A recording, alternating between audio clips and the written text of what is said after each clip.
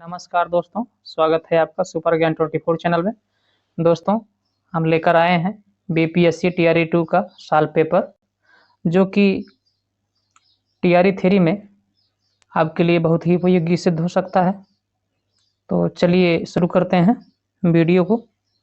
अगर आप नए हैं तो चैनल को सब्सक्राइब करिए और वीडियो को लाइक करिए, ताकि आने वाला हर नोटिफिकेशन आपको मिलता रहे।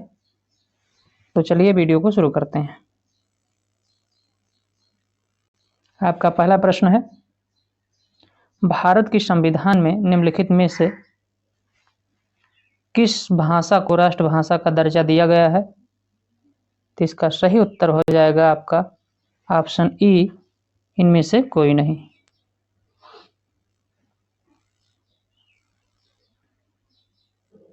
चलिए आगे बढ़ते हैं। प्रश्न नंबर 2 है, भारतीय कैबिनेट में पहली महिला थी। तो भारतीय कैबिनेट में पहली महिला थी तो थी राजकुमारी कौर। आपका सही उत्तर बी हो जाएगा, राजकुमारी अमृत कौर। चलिए आगे बढ़ते हैं।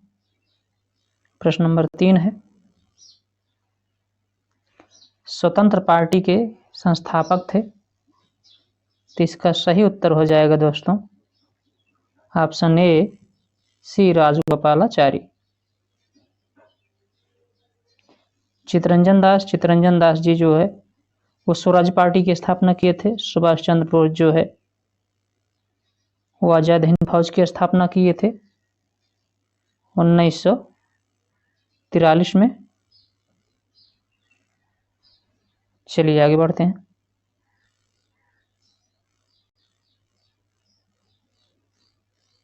क्वेश्चन नंबर 4 है, राष्ट्र निर्माण के आधारभूत दृष्टिकोण में क्या सम्मिलित नहीं है? तो इसमें क्या सम्मिलित नहीं है? तो इसका सही उत्तर हो जाएगा दोस्तों ऑप्शन सी, क्षेत्रीय आकांक्षाओं की राजनीतिक अभिव्यक्ति को राष्ट्र विरोधी मानना। चलिए आगे बढ़ते हैं। प्रश्न नंबर 5 है, संविधान सभा ने संविधान को अंगीकार किया था। तो इसका सही उत्तर हो जाएगा दोस्तों 26 नवंबर 1949 को। ऑप्शन ई सही हो जाएगा, ऑप्शन ए सही हो जाएगा। आगे बढ़ते हैं। और 26 जनवरी 1950 को हमारा संविधान लागू किया गया था। चलिए क्वेश्चन नंबर है 6, इनमें से कौन संविधान सभा में उपाध्यक्ष थे? इनमें से कौन संविधान सभा में उपाध्यक्ष थे? तो इसका सही उत्तर हो जाएगा दोस्तों ऑप्शन ए, एच.सी. मुखर्जी।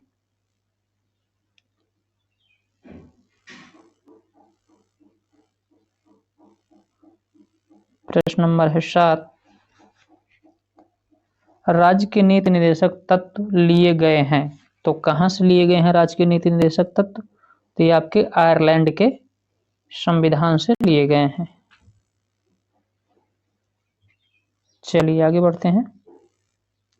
प्रश्न नंबर 8 है, कह रहा है, निम्नलिखित में से किसका संबंध राज्य चुनाव आयोग से है? तो इसका सही उत्तर हो जाएगा दोस्तों आपका ए, 73वां संविधान संशोधन।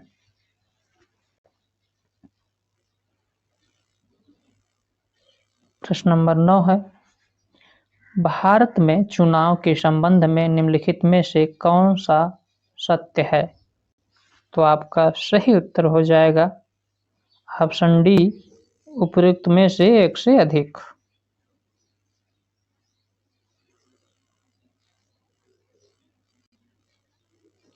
प्रश्न नंबर है आपका 10, कह रहा है, असत्य कथन की पहचान कीजिए। तो इसमें से कौन सा कथन असत्य है उसकी पहचान करना है।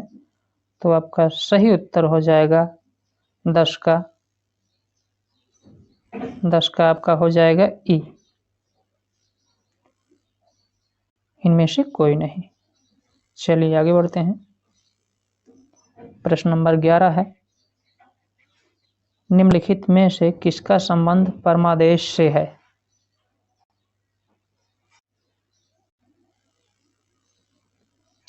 निम्नलिखित में से किसका संबंध परमादेश से है?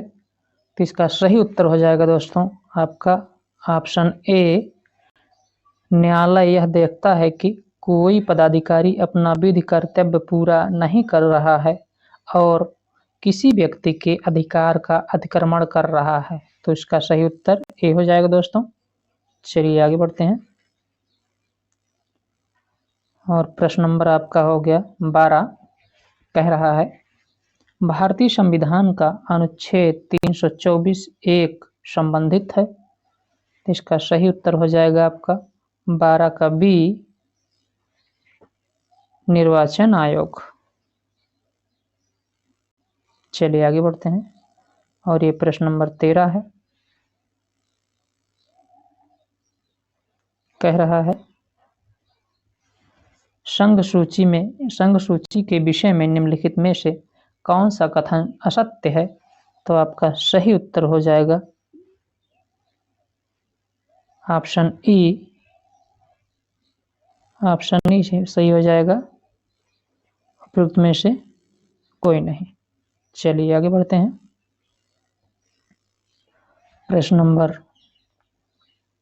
14 है, किस राज्य ने भारत में पहली गैर कांग्रेसी राज्य सरकार को चुना? तो इसका सही उत्तर हो जाएगा दोस्तों 14 का बी, केरल।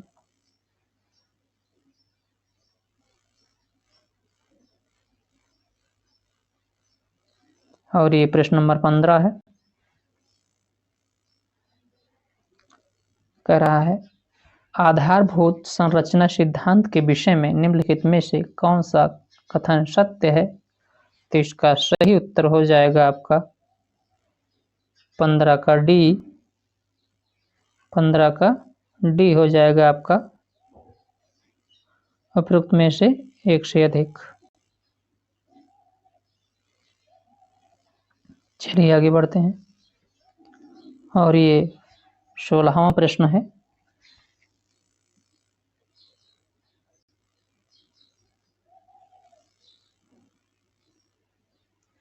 भारत के नियोजित विकास मॉडल के संदर्भ में निम्नलिखित कथनों पर विचार कीजिए तथा गलत कथन को पहचानिए। तो आपका 16 का हो जाएगा सी, 16 का सी हो जाएगा, कह रहा है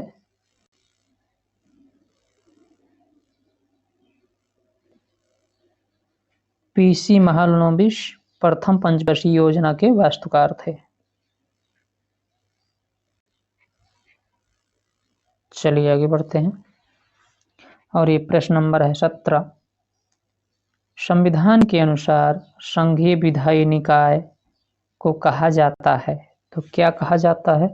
तो आपका ऑप्शन सी हो जाएगा, संसद। संघीय विधायी निकाय को संसद कहा जाता है दोस्तों।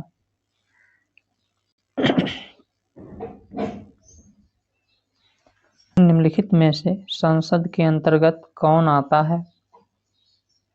तो इसका सही उत्तर हो जाएगा आपका 18 का डी, उपयुक्त में से एक से अधिक।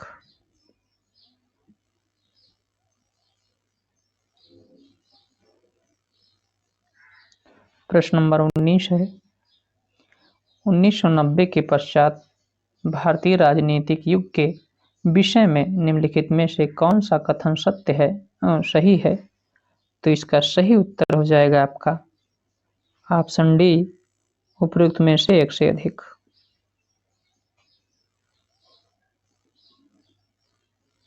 चलिए और आगे बढ़ते हैं और प्रश्न नंबर है ये 20, प्रश्न कह रहा है भारतीय संविधान के किस अनुच्छेद के अनुसार अन्य पिछड़े वर्गों के कल्याण को बढ़ावा देना सरकार के लिए अनिवार्य है? तो इसका सही उत्तर हो जाएगा आपका ऑप्शन बी, 340 अनुच्छेद।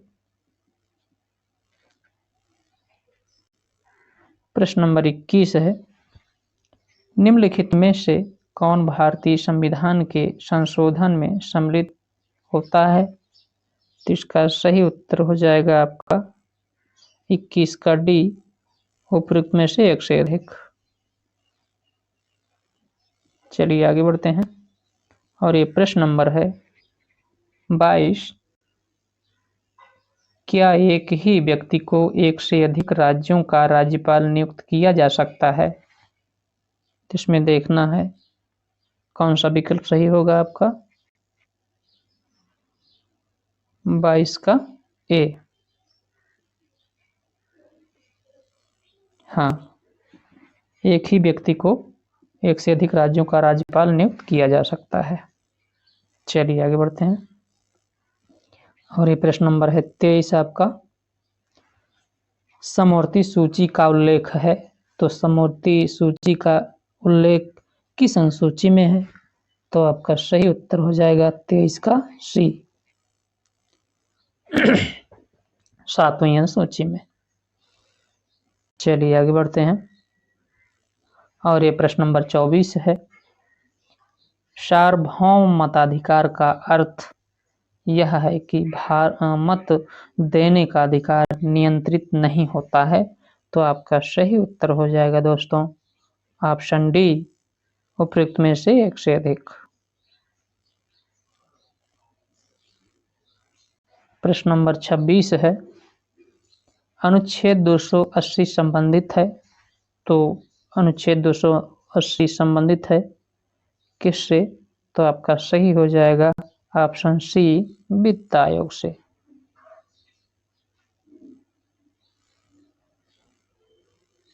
प्रश्न नंबर 27 है, मौलिक कर्तव्यों को किस समिति की सिफारिश पर संविधान में जोड़ा गया है? तो इसका सही उत्तर हो जाएगा आपका ऑप्शन ए, स्वर्ण सिंह समिति।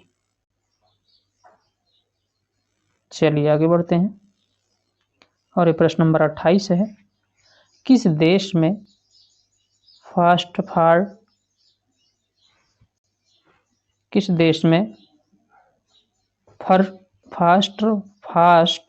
द पोस्ट प्रणाली है? तो इसका सही उत्तर हो जाएगा आपका ऑप्शन डी, उपयुक्त में से एक से अधिक। प्रश्न नंबर 29 है, ताड़ी विरोधी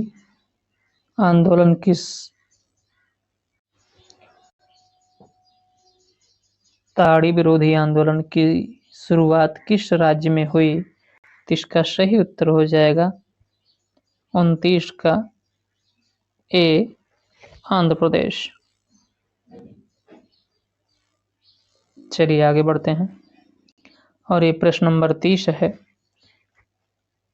ऐसे विधेयक जिनमें स्पष्ट रूप से करारोपण या करों की समाप्ति से संबंधित प्रावधान होते हैं उन्हें किस श्रेणी में रखा जाता है? तो आपका सही उत्तर हो जाएगा ऑप्शन ए, धन विधेयक। चलिए आगे बढ़ते हैं और ये प्रश्न नंबर 31 है, 31, निम्नलिखित में से किसका लोकतंत्र के विचार में विश्वास नहीं है? तो आपका सही उत्तर हो जाएगा दोस्तों बी, कट्टरपंथी।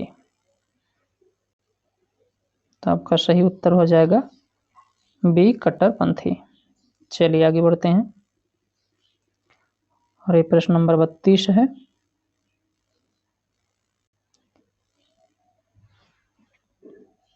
लोकतंत्र के अंतर्विरोधों को इंगित करने के लिए किसने द एप्पल कार्ट नामक नाटक लिखा है? तो इसका सही उत्तर हो जाएगा 32 का बी, जॉर्ज बर्नार्ड शॉ। चलिए आगे बढ़ते हैं और ये 33वां सवाल है, द बर्डन ऑफ डेमोक्रेसी नामक पुस्तक किसने लिखी? तो इसका सही उत्तर हो जाएगा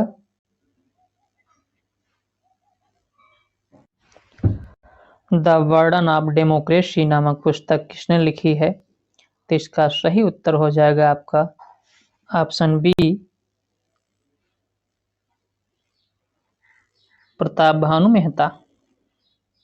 चलिए आगे बढ़ते हैं और ये प्रश्न नंबर 34 है, भारत के संविधान को किसने बनाया? तो इसका सही उत्तर हो जाएगा दोस्तों आपका 34 का सी, भारत की संविधान सभा ने। चलिए आगे बढ़ते हैं और ये 35वां सवाल है, कह रहा है निम्नलिखित में से किस देश ने एकदम आरंभ से ही अपनी लोकतांत्रिक व्यवस्था में सार्वभौमिक वयस्क मताधिकार लागू किया था? तो इसका सही उत्तर हो जाएगा दोस्तों ऑप्शन सी, भारत। चलिए आगे बढ़ते हैं और ये 36वां सवाल है, निम्नलिखित में से किस देश में एक बहुमतवादी लोकतांत्रिक राज्य व्यवस्था का होना माना जाता है? तो इसका सही उत्तर हो जाएगा ऑप्शन ए, श्रीलंका।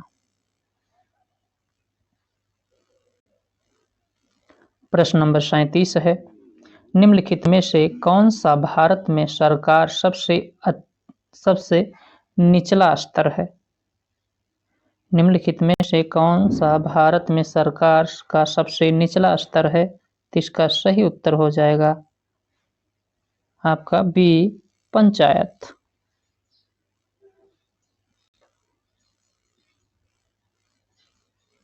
चलिए आगे बढ़ते हैं और ये प्रश्न नंबर 38 है,